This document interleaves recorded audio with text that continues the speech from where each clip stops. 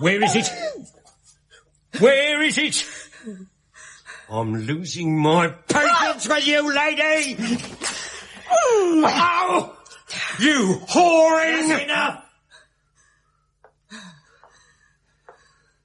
This isn't going to work. Let her go.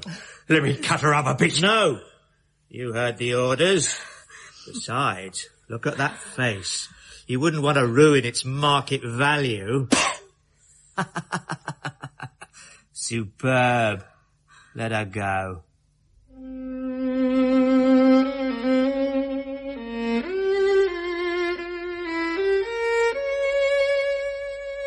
A Scandal in Bohemia by Sir Arthur Conan Doyle.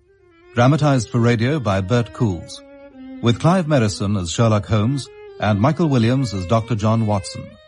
And featuring Sarah Bedell as Irene Adler and Andrew Sachs as the King. A Scandal in Bohemia.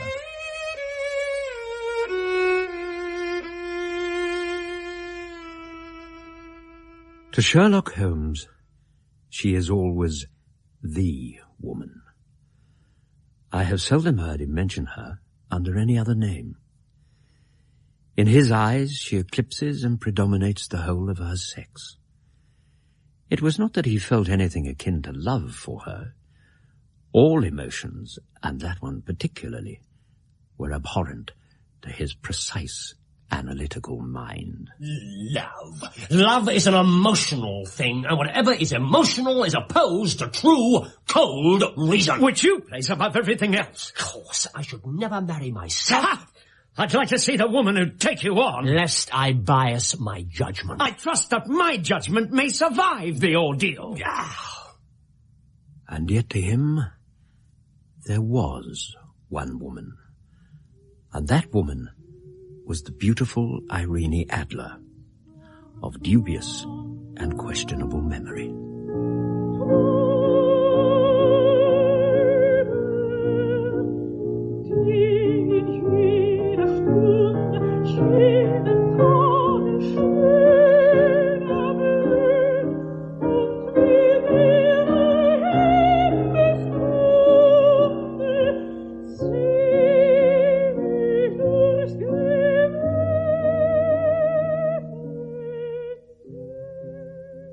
I had seen little of Holmes lately.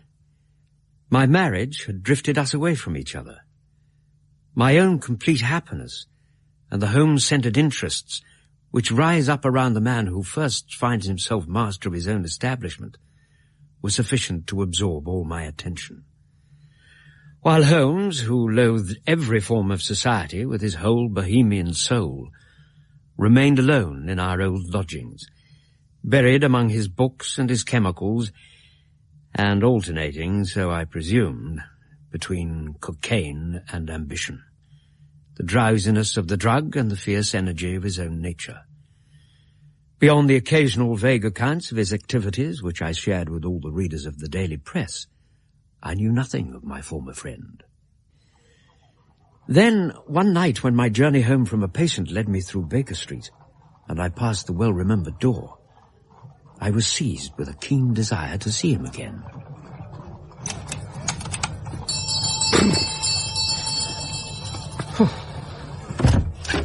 Good evening, Mrs. Hudson. Oh, I do beg your pardon. Good evening, sir. My name is Turner. May I help you? Is Mr. Sherlock Holmes in? He is, sir. Do you have an appointment? An appointment? No, I don't. I'll ask if Mr. Holmes will see you. What name shall I say?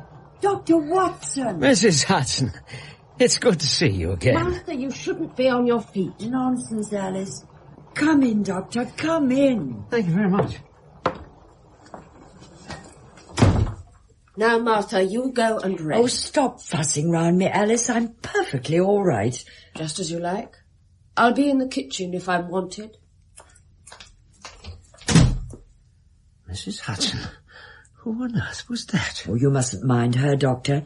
She's my cousin, Alice Turner. She's been giving me a hand. Have you been ill? Oh, I'm fine now. She'll be off home in a day or two, and neither she nor Mr. Holmes will be shedding a tear about it if I'm any judge. Now let me look at you. Doctor, you're a real sight for sore eyes. And how's Mrs. Watson?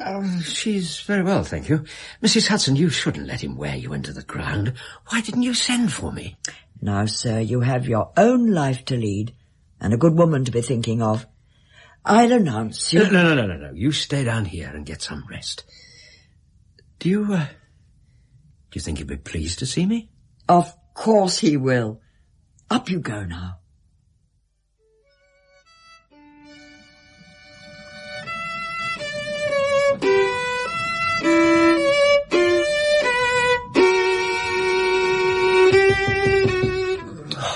Yes, what is it? Come in, Mrs. Turner.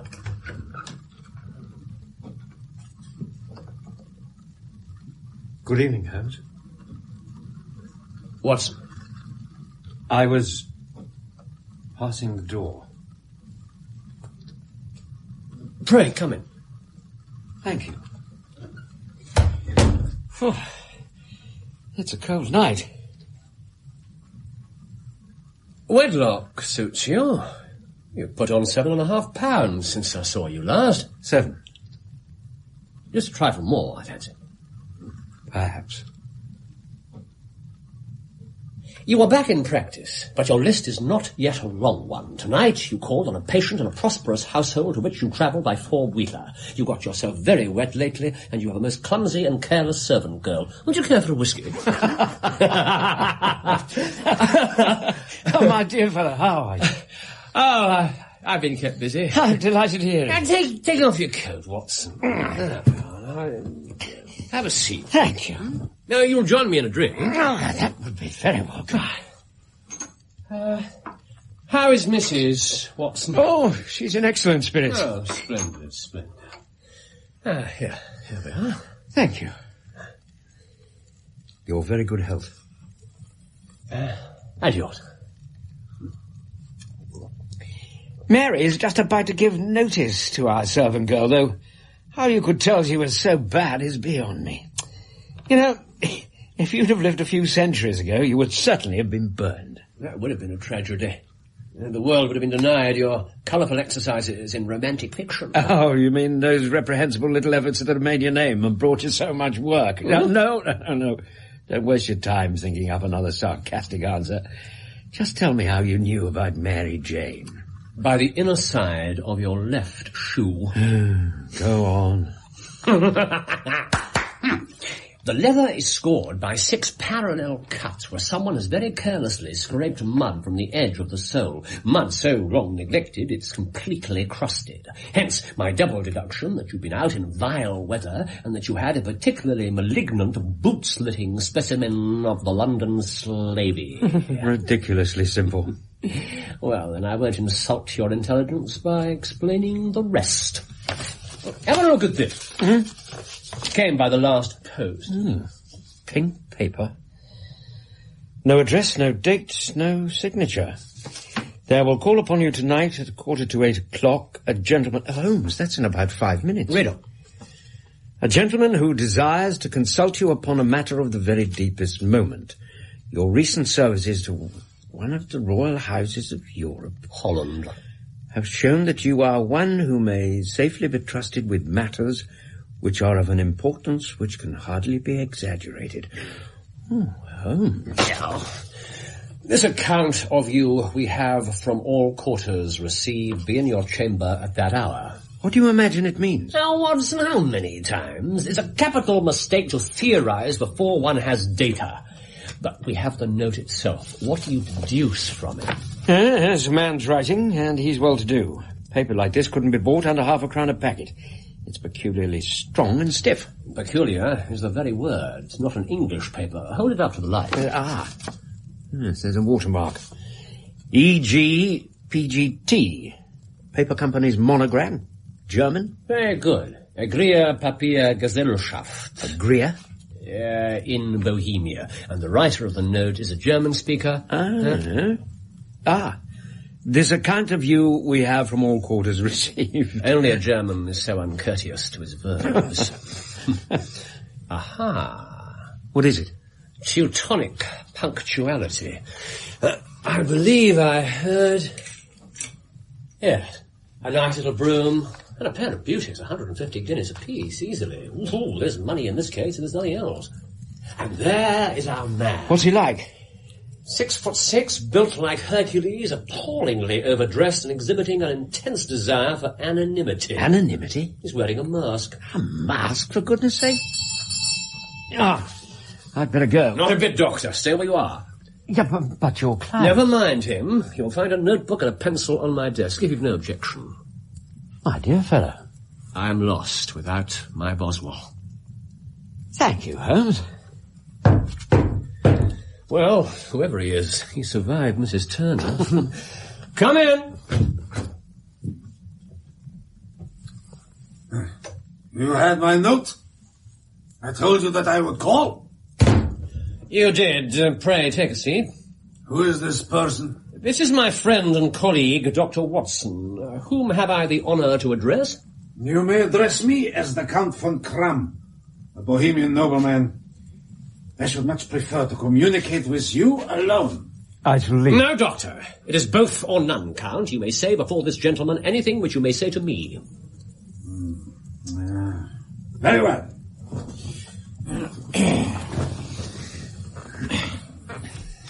You will excuse this mask.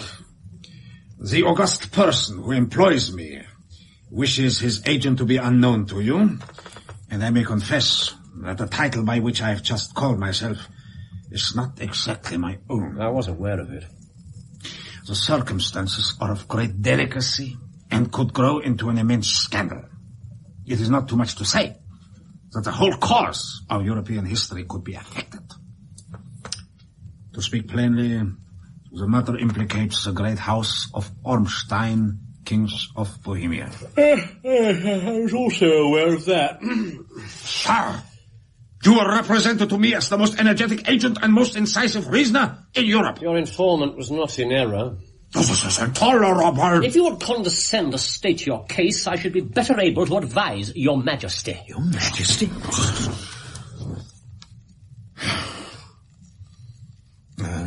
You are right. I am the king.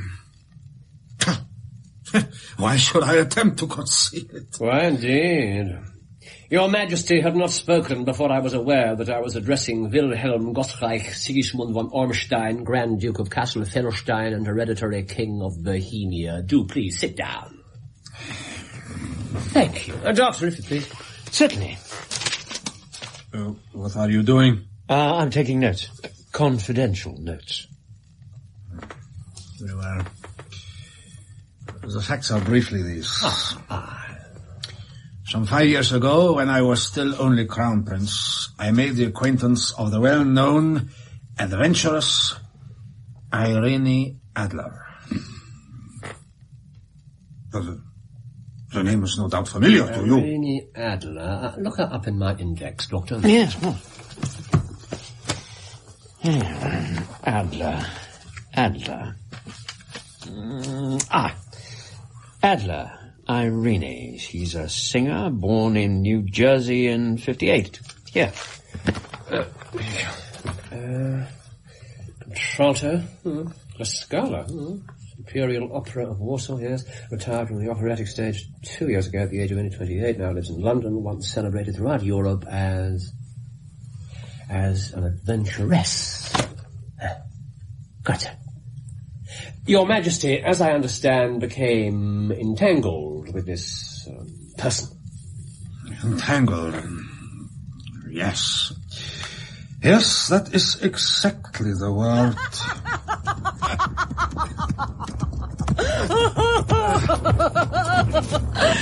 That's 3 races in a row, Willy. What's the matter with you? The next time I buy you a horse, I'll do the choosing. The slowest one I can find. You just don't like being outridden by a woman. Or perhaps I'll give you something less exhausting. A yacht. I've always wanted a yacht. What would you do with a yacht? Willy, there are things you can do on a yacht that you can't do on a horse. Come on! She was beautiful, elegant, and clever. She was the most refreshing, The most natural woman I'd ever encountered. And the most audacious. Ready, Billy? Here I come. Irene. Don't you like the suit? It's one of my favorites.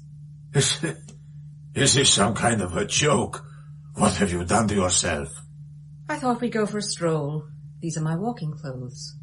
You expect me to appear in public with you looking like that? For God's sake, woman, what will people say? Is that all you ever think about?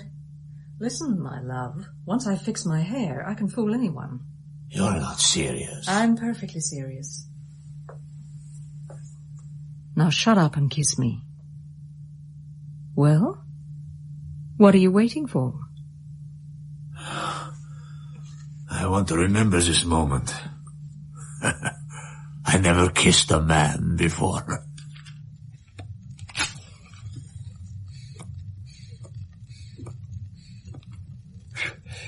And Your Majesty wrote this singular young lady some compromising letters and is now desirous of getting those letters back.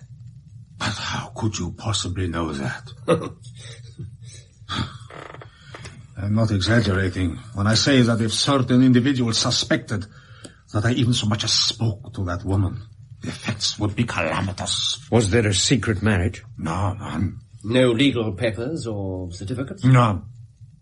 Then I fail to follow, Your Majesty. If she should produce her letters, how is she to prove their authenticity? Just her writing. Oh, but forgery. My private notepaper. Stolen. My own seal. Imitated. She has my photograph. Bought. We were both in the photograph. Oh dear, that is very bad. Your Majesty has indeed committed an indiscretion. I was mad, insane.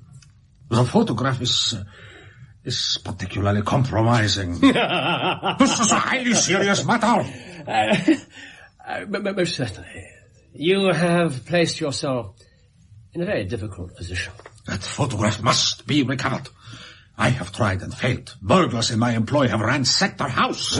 Her luggage has been diverted when she traveled. Twice she has been waylaid. There's been no result. You must pay. It must be bought. She will not sell. Indeed. And if blackmail is not the lady's aim... She proposes to ruin me. How? I am about to be married. So I have heard. To Clotilde Lotman von Saxe-Meiningen, second daughter of the King of Scandinavia. A family of strict principles. Strictest. The princess herself is the very soul of delicacy. A shadow of doubt as to my conduct would bring the matter to an end. That must not be allowed to happen. And Irene Adler threatens to send them the photograph. And she will do it. I know that she will do it. She has a soul of steel. She has the face of the most beautiful of women and the mind of the most resolute of men. You're sure that she hasn't sent it already? Yes, I'm sure. She has said that she would send it on the day that the betrothal is publicly announced. That will be next Monday. Oh, then we have 3 days. That is very fortunate. I do have 1 or 2 matters of importance to look into just at the present. Your Majesty has not told us everything. What do you mean? Why will she do this thing? Why does she wish to see you ruined? But you ask the obvious. She fell hopelessly in love with me. Rather than see me marry another woman, there are no lengths to which she would not go. Rather than see you marry another woman? Well, somehow she gained the impression that... You proposed marriage to her? It was a joke, a fantasy. How could she not see that? Your Majesty will, of course, stay in London for the present. You will find me at the Langham Hotel as the Count von Kram. Of course. As to money... I would give one of the provinces of my kingdom to regain that photograph. Good Lord. And for present expenses... This bag contains £300 in gold and 700 in notes. I do not require a receipt. And Mademoiselle's address? St. John's Wood. Here are the details.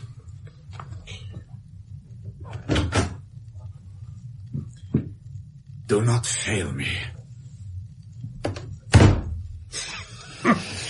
Holmes? A charming gentleman. I'm not sure that I do not approve of the lady's intentions. You're defending her, a woman of that sort? Watson, I'm interested in her motive, it's not her morals. Well, then, you willingly see her create an international scandal? It's possible that she has no intention of doing anything of the sort. She's certainly intelligent enough to know that the threat of exposure can be infinitely worse than the actuality. How can you possibly know that? To live a successful life outside the conventional boundaries of society requires intelligence as well as bravery. Well, if you feel that way, why did you accept the case? Because a man who's already tried burglary, theft and violence is only a small step from something more drastic. You can't mean that. A reigning monarch? Powerful interests are at work here, Watson. I believe I can resolve the situation with a minimum of fuss. Assuming you manage to recover the photograph. Oh, really, Doctor?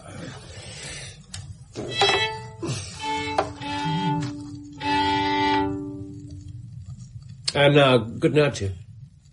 Oh. Good night. Would you care to call tomorrow afternoon at 3? With pleasure. Thank you. Excellent. I should value a chat with you then. Till tomorrow, then. Holmes, it was good to see you again. Good night. Good night.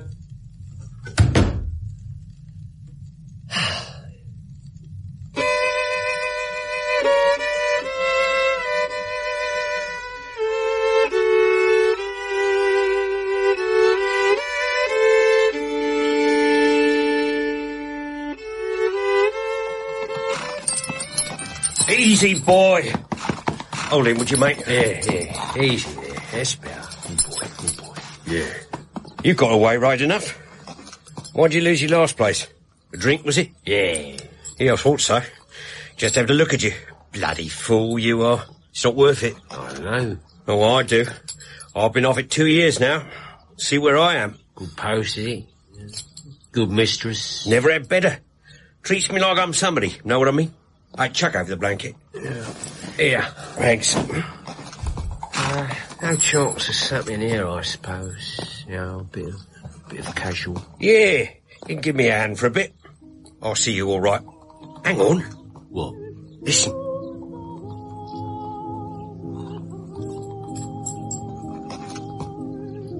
That's her. Nice, eh? Yeah. Nice.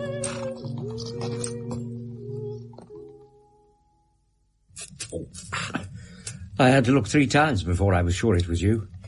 One of your best. Oh, thank you, Doctor. I'm afraid your opinion isn't shared by the fearsome Mrs. Turner. She saw you done up like that? In the hall when I came in. It took me 5 minutes to convince her that I wasn't a burglar, and as soon as I'd succeeded, she announced her intention of leaving this madhouse never to return. Holmes, you're outrageous. Thank you. I take it you've been out to Irene Adler's house. Exactly. It's a bijou villa, 2 stories, with stables at the side and a secluded avenue. Shove locks on the door and window fasteners that a child could open. Did you find out anything else? Oh, yes. There's a wonderful Freemasonry among horsey men. Be one of them, and soon you'll know all there is to know. Oh, in return for 2 hours of fetching and carrying, I received 2pence, 2 fills of shag tobacco, and as much information as I could desire. And? She's turned all the men's heads down in that part, and she's spoken of with considerable respect. She lives quietly, drives out at 5 each day, and returns at 7 sharp. And she has only 1 male visitor, but a good deal of him. Just a moment. Right. Go on. Mr. Godfrey Norton, dark, handsome and dashing, never calls less than once a day and often twice. He's a lawyer. A lawyer? Is she his client?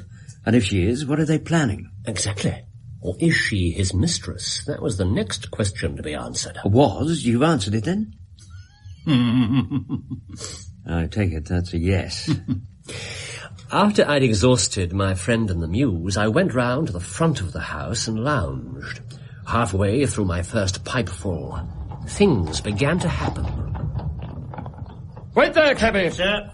It was Norton himself, exactly as he'd been described to me. He pushed past the maid with the air of a man who is thoroughly at home. That's your mistress's carriage. Hurry, girl. The maid rushed round the corner to the mews, and I could see Norton through the windows of the sitting room, pacing up and down and waving his arms. I was concerned about being so obvious an observer, but he ran straight past me when he emerged, and I doubt even registered my presence. The Church of St. Monica in the Edgware Road. Half a guinea if you do it in 20 minutes. Right you are, sir. Up there! Before Norton's cab had turned the corner, up drove my friend the coachman on a neat little landau, and before I could even think about concealing myself, Irene Adler had swept past me and climbed in. You saw her? What's she like? The Church of St. Monica, John. We must reach there before 12. Ma'am, up there! Holmes? What is she like? She is a lovely woman, Watson, with a face a man might die for. A face a man might die for? What did you do?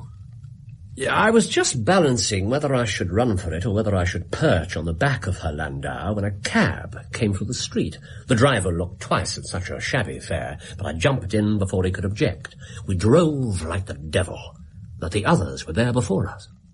Forgive me, sir, but you must allow me to know my business. I tell you that it would not be valid. But it's well before 12. What's your objection? That is not the only requirement the law demands. I'm sorry, but we simply cannot proceed. Oh. I lounged up the side aisle, keeping in the shadows. I would have sworn that they had no idea I was there, but she spun round and looked straight at me. Godfrey, over there. What? Oh, yes. You! Me, Governor? Yes, you. Come here. Oh, well, I don't know. Oh, come on, move, man!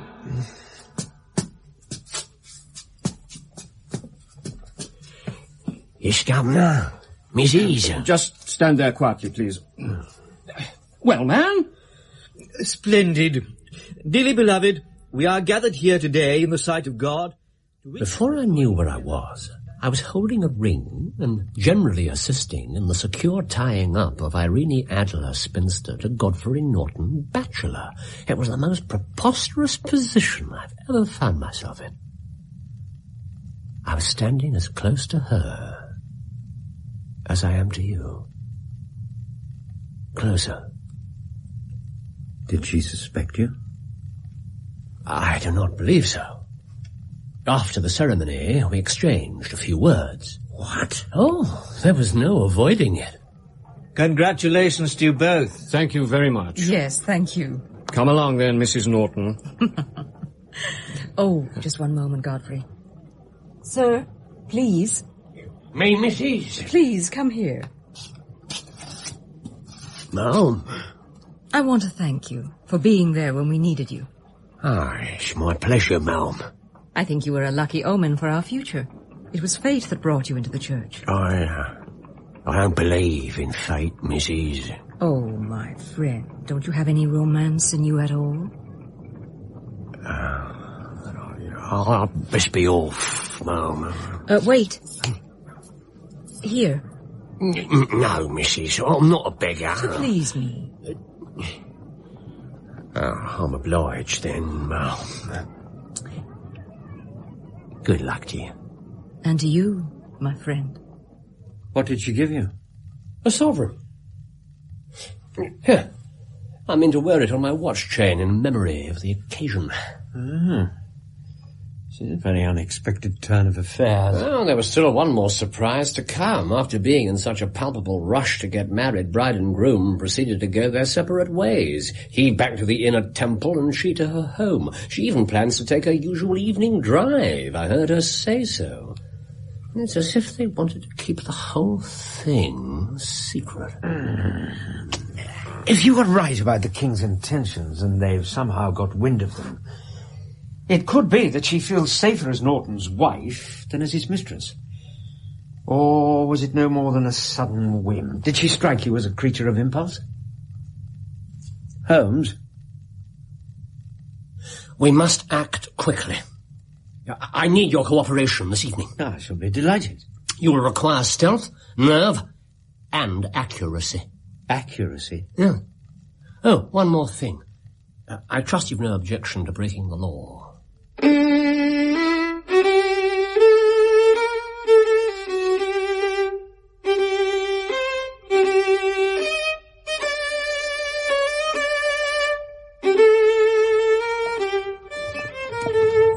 It's good of you to accompany me, young man. It's rare nowadays to encounter such courtesy. I fear you may find my conversation a little limited. Please, Holmes, leave it until we're there. Having second thoughts, Watson? I suppose you do know that impersonating a minister of the church is a criminal offence. Yes, well, so is throwing a smoke rocket through somebody's front window. But you've already agreed to that. Look, are you really sure that the photograph is somewhere in the house? I don't believe she'd entrust it to somebody else. But the king had the house burgled. Chow, they didn't know how to look. How will you look? I will not look. Well, then? I'll get her to show me. This is my pitch. Go on, get out of Holmes, this is not what I would call a quiet avenue. Look, spare a coin, sir. Spare a coin for an old soldier. Oh, you poor soul. Give him something, Doctor. Here you are, my man. Oh, God bless you, sir. And you too, Bob. Here comes the landau. Good luck, Watson. And you. Here she comes. Let me open the door for you, Get lady. out of it. I was there first. Oh, I tell you were. What's going on? She looked at me. Don't make me laugh. Get away from my carriage. Who are you calling a liar? Get your fist to yourself. John! Here, clear off out of it. You heard the lady. Get off. Ow! John! Stop it! Stop it at once! This is common brawling. Madam, I shall escort you to the door. Pray, take my arm. Get lost, you old fool. Ow. Oh, my God. You slinking idiot. Stand back there. Give him some air. John, is the gentleman all right? He's still breathing. Come on, get out of it. Clear off. Well, we can't leave him lying here. Help bring him into the house. Sir, can you hear me? Let me look at those cuts. Turn your head this way. No. Madam, I beg you. It's nothing. But you're bleeding. A scratch, but madam, you... Were you injured? Quite unscathed, I assure you. Oh, thank the Lord. They were roughs, madam. They meant to have your purse. Well, they did not succeed, thanks to you, my friend. We live in evil times. I do not understand it, this mad desire to do harm to others. It will destroy our civilization. Not while there is goodness and love in the world, and brave gentlemen who think of others before themselves. And gracious ladies. Amen to that, madam. Amen to that. Oh, no, my dear sir. Here. Come, lift your head. Let me help you. Take a sip of this. Slowly now. Oh, I cannot breathe. I'll give you some air. Oh, do not try to stand.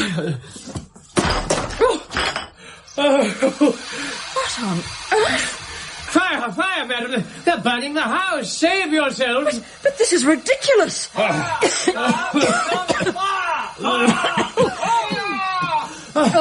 Save yourself, madam. Don't alarm yourself, my friend. This is just some sort of stupid prank. I'll ring for someone. Oh, madam, I implore you. Your life is in peril. You're right. We must get out. Wait, I'll help you. Just one moment. It's a false alarm. What? What did you say? You were quite right. Look, madam, in the corner. There's some sort of smoke device, nothing more. You must tell them they will summon the engine. Will they indeed? There is no fire! It was a false alarm! Congratulations, Watson. A first-rate job. Doctor? Holmes, I don't think I've ever felt more heartily ashamed of myself. My dear fellow. When I saw that beautiful creature and the way she treated you. I thought you objected to her morals, Watson. Damn it, Holmes. She's a kind and graceful woman. And we were conspiring against her. Yes. Lay aside your scruples, Doctor. A job is a job, and it worked perfectly. You have the photograph? I know where it is. Hidden behind a sliding panel, just above the right bell pull. And how did you find out? She showed me, as I told you she would. When a woman thinks that her house is on fire, her instinct is at once to rush to the thing which she values most. It's an overpowering impulse, and I've taken advantage of it several times. A married woman grabs at her baby, an unmarried one reaches for her jewel box. And you reasoned that she had nothing in the house more precious to her than that photograph. Exactly. And I was correct. Well, why didn't you secure it then and there? Well, it was too risky. If we're over hasty, it may well ruin everything. Now, let's see if we can't find a cab. I believe we've earned our dinner. You realized, of course, that everyone in the street was an accomplice. Only after you'd given me the shock of my life, I really did think you'd been killed. Oh, what? I mean, what would I have said to the king? There you are, driver. Thank you, sir. Walk off. Our quest is practically finished. I shall call back there tomorrow with the king. With the king? Yes, and with you, if you'd care to come. Thank you. It's a well-run household. We shall be shown into the sitting room to await the lady, but I think it probable that when she comes, she may find neither us nor the photograph. Holmes, are you aware that we are being observed? Observed? The young man in the ulster, a few doors down. Oh, yes. Coming this way. Are you sure that Mrs. Watson isn't expecting you back tonight? Quite sure. She knows you too well. Good night, Mr. Sherlock Holmes. Holmes? Someone you know?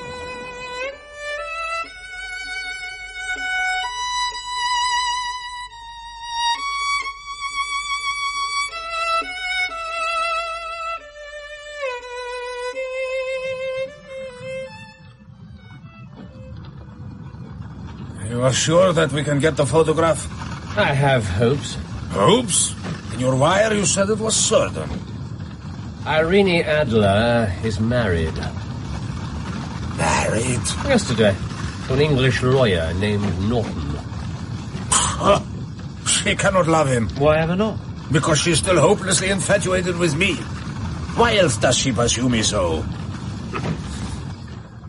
Oh, Mr. Sherlock Holmes, I believe. I am Mr. Holmes. Indeed. My mistress told me you were likely to call. She left this morning with her husband for the continent. She has left England. All is lost. We shall see. Sir, really? Now. Give me the photograph. Here. This is not the one. What? Holmes, this is a photograph of the lady by herself. So I observe, but this may explain matters. Yes, if you please. It is addressed to me. To you? Yes, to me. My dear Mr. Sherlock Holmes, you really did it very well. You took me in completely. Until after the alarm of fire, I had not a suspicion. But then, when I found how I'd betrayed myself, I began to think. Yet even after I became suspicious, I found it hard to think evil of such a dear, kind old gentleman as that clergyman. But you know Oh, what is this nonsense? What of the photograph? Watson. But you know, I have been trained as an actress myself. Male costume is nothing new to me, and I often take advantage of the freedom which it gives. Last night I followed my mysterious visitor to his door. And so discovered just who it was who had taken such an interest in me. Good night, Mr. Sherlock Holmes. As to the photograph... At last. What does she say? As to the photograph, your client may rest in peace. Oh, thank God. The king may do what he will without hindrance from one whom he has cruelly wronged. I love and am loved by a better man than he. I leave a rather different photograph, which he may care to possess. What a woman. What a woman. Yes, indeed. Holmes? Thank you. Mr. Holmes, I know that you will understand that I keep the photograph only to safeguard myself against any steps which the king might take in the future. You will find the nest empty when you call, as I am sure you shall tomorrow morning. You, sir, are a formidable antagonist. I remain, dear Mr. Sherlock Holmes, very truly yours, Irene Norton, née Adler. I am sorry that I have not been able to bring your Majesty's business to a more successful conclusion. On the contrary, my dear sir, nothing could be more successful. I know that her word is inviolate. The photograph is now as safe as if it were on the fire. I'm glad to hear your Majesty say so. Pray, tell me how I can reward you. This ring... Your Majesty has something which I should value even more highly. You have but to name it. This photograph. Irene's photograph? Well, certainly, if you wish it. I thank your Majesty. Then there is no more to be done in the matter. Ah, but what a woman. Did I not tell you how quick and resolute she was? Would she not have made an admirable queen, eh? Is it not a pity she was not on my level? From what I have seen of the lady, she seems indeed to be on a very different level to your Majesty. I have the honor to wish you a very good morning. A remarkable individual. I would have permitted him to shake my hand. Good day, your Majesty.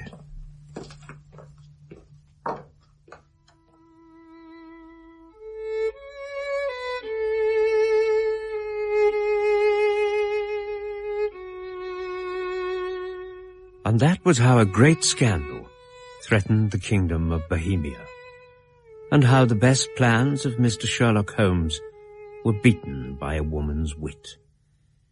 He used to make merry if ever I mentioned the cleverness of women, but I have not heard him do it of late. And when he speaks of Irene Adler, or when he refers to her photograph, it is always under the honourable title of the woman.